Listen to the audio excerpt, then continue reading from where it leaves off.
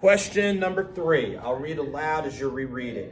A publishing company ships books to schools, some of which are hard book textbooks and some of which are paper book textbooks.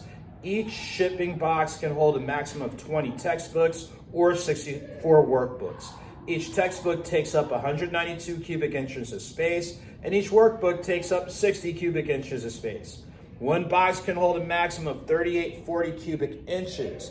The shipping department is packing a box containing both types of books.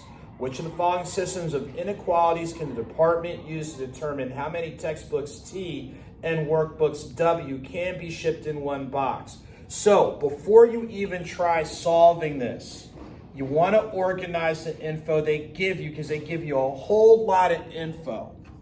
So you don't have to do it exactly this way, but here's how I would do it. Before I even try to figure out what I'm supposed to do, let me organize this. So the first thing is, let's use the letter T to represent textbooks. Do they give us a maximum number of textbooks that we can use? What is that maximum number? 20. So I would just, regardless, I'm just going to put 20 max.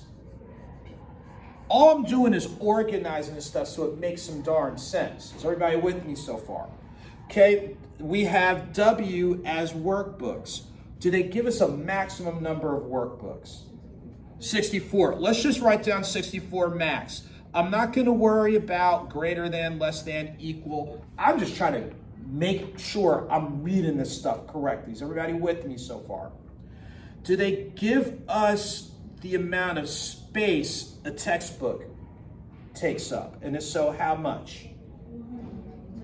Okay, so I'm just going to put right here 192 cubic whatever. Do they give us a maximum space, a maximum amount for let me rephrase that. Do they give us how much space a workbook takes up? 60. So all we're doing is we're just organizing this stuff. Is everybody with me? Now, do they give us the size of the box that we're using? 3,800. Okay, so here's what we've got. It's 3,840, correct? Okay. So here's what we got. We know that the greatest number of textbooks we can have is 20, and each one takes up 192 cubic inches or whatever. The greatest number of workbooks we can have is 64, and it takes up 60 cubic inches or whatever. The box is 3,840 cubic inches. So all we've done is organize our info. Is everybody with me? So now we've organized our info, we can kind of see what's going on. So if we write this as an inequality, T has to be less than or equal to 20. It can be 20, but it can't be over 20. That's why we're using less than or equal to. Everybody with me so far?